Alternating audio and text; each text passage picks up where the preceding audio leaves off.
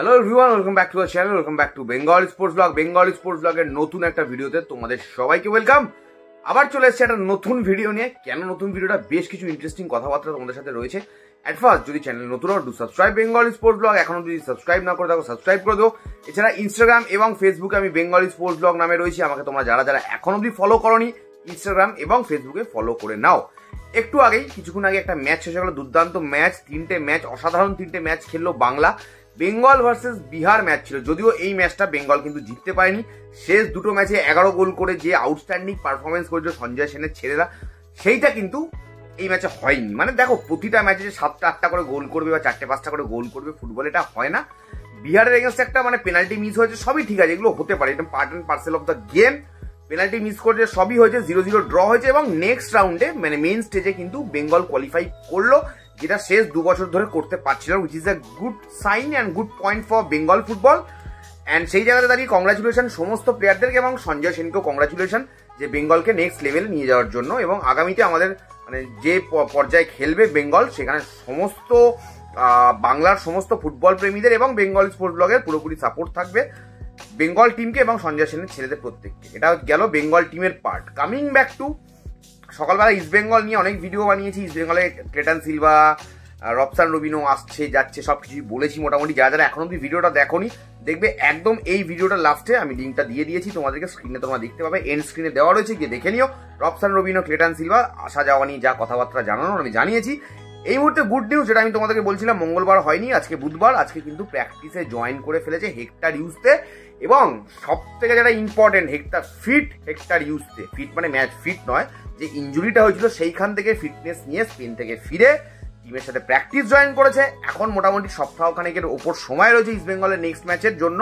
তো আশা করছি হেক্টর ফুল ফিট হেক্টরকে আমরা 29 তারিখের ম্যাচে ইস্ট বেঙ্গলে টিমে দেখতে পাবো। কারণ 29 তারিখের ম্যাচটা কতটা ভাইটাল তোমরা সবাই জানো, আমরা সবাই জানি।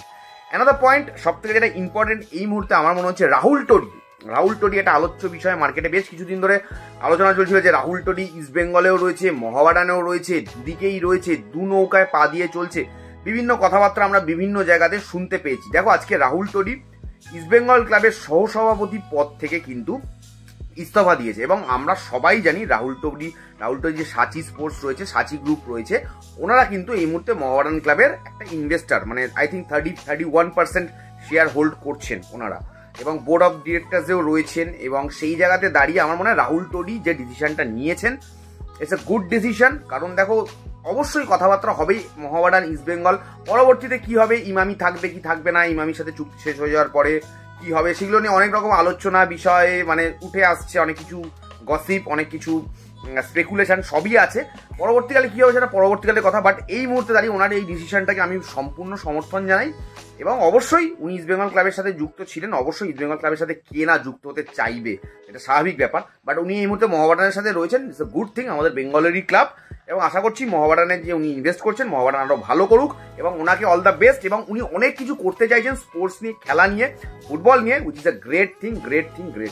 Coming back to another point, Mohun Bagan সকালবেলা গ্রেগ স্টুয়ার্ট নিয়ে কথা বলেছি, গ্রেগ স্টুয়ার্টের ইনজুরি নিয়ে কথা বলেছি। দেখো, মোহনবাগানের মাঝখানে আর 2 দিন সময় রয়েছে, আজকে 20 তারিখ হয়ে গেল, 21, 22, 23 তারিখ match, very important match. Greg স্টুয়ার্টকে পাবে কি পাবে না সেই নিয়ে প্রশ্নচিহ্ন অলরেডি রয়েছে, তোমাদেরকে বলেইছি।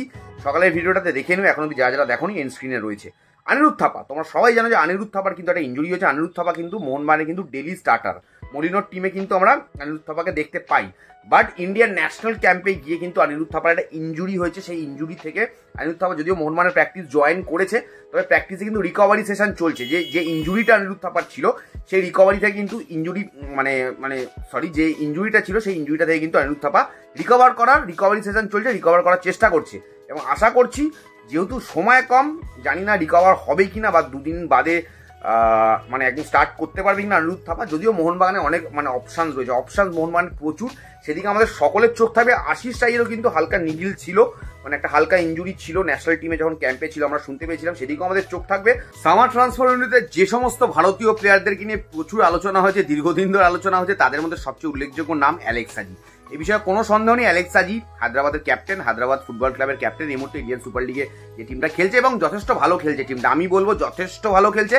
এবং অ্যালেক্স সাজির পারফরমেন্স, যদি ইন্ডিভিজুয়াল পারফরমেন্সকে আমরা তুলে ধরি এই মুহূর্তে, আউটস্ট্যান্ডিং। আমি যে কটা ম্যাচ হায়দ্রাবাদের দেখেছি আমার কিন্তু বেশ ইমপ্রেসিভ লেগেছে অ্যালেক্স হাজির পারফরমেন্স। এবং এই অ্যালেক্স হাজির পিছনে কিন্তু ইস্টবেঙ্গল, মোহনবাগান এবং বিভিন্ন ইন্ডিয়ান সুপার লিগের ক্লাবরা কিন্তু সামার ট্রান্সফারের যে টাইমটা ছিল সেই সময় কিন্তু সেই উইন্ডোতে কিন্তু অনেকেই চেষ্টা করেছে, বাট হায়দ্রাবাদ থেকে কিন্তু তাকে কেউ কিন্তু ছিনিয়ে আনতে পারেনি।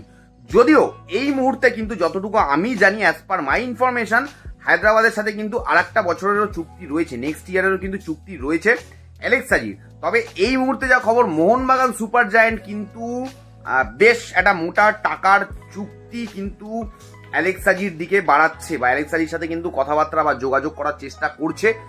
এই সামনের উইন্টার উইন্ডোতেই তারা কিন্তু অ্যালেক্স হাজিকে চাইছে। এবং মোহনবাগান মানে যখন অবশ্যই মোহনবাগানের স্ট্রং টিম, মোহনবাগানের টিম চ্যাম্পিয়নশিপ ফাইট করে, মোহনবাগান সুপার জায়ান্ট, তো সেই জায়গাতে দাঁড়িয়ে দেখা যাক অ্যালেক্স হাজির ডিলটা মোহনবাগান কমপ্লিট করতে পারি কিনা। কারণ আনোয়ার আলী চলে যাওয়ার পরে কিন্তু মোহনবাগান ডিফেন্সে ইন্ডিয়ান একজন প্লেয়ারের কিন্তু জায়গা ছিল, একটা ভয়েড ক্রিয়েট হয়েছিল। দেখা যাক অ্যালেক্স হাজিকে তারা পায় কিনা আগামীতে, সেদিকে আমাদের চোখ থাকবে। তবে অ্যালেক্স হাজির দিকে কিন্তু মোহনবাগানের দীর্ঘদিনের নজর, এবং অ্যালেক্স হাজির ওপরে কিন্তু মোহনবাগান মানে চাইছে অ্যালেক্স হাজিকে, মানে বেশ একটা ভালো মোটা টাকার চুক্তি রয়েছে। এবার দেখা যাক হায়দ্রাবাদ থেকে অ্যালেক্স হাজিকে মোহনবাগান ছিনিয়ে আনতে পারে কিনা। আশা করছি জমজমাট ফুটবল মরশুম চলে আসছে। মাঝখানে যে গ্যাপটা ছিল, গ্যাপটা এখনো চলছে আর কি, গ্যাপটা প্রায় শেষের দিকে। আইএসএল শুরু হয়ে যাবে এই 23 তারিখ থেকে, আইএসএল শুরু, তারপরে টানা খেলা চলবে। আশা করছি আমার ভিডিওগুলো তোমাদের ভালো লাগছে, ইমপ্রেসিভ লাগছে, এফেক্টিভ লাগছে। যদি ভালো লাগে চ্যানেলটাকে সাবস্ক্রাইব করো, সাপোর্ট করো বেঙ্গল স্পোর্টস ব্লগকে, এবং কমেন্ট করে জানিও তোমাদের কি মতবাদ, তোমাদের ভিডিওগুলো কেমন লাগে। Thank you so much. খুব তাড়াতাড়ি দেখা হচ্ছে নতুন একটা ভিডিওতে।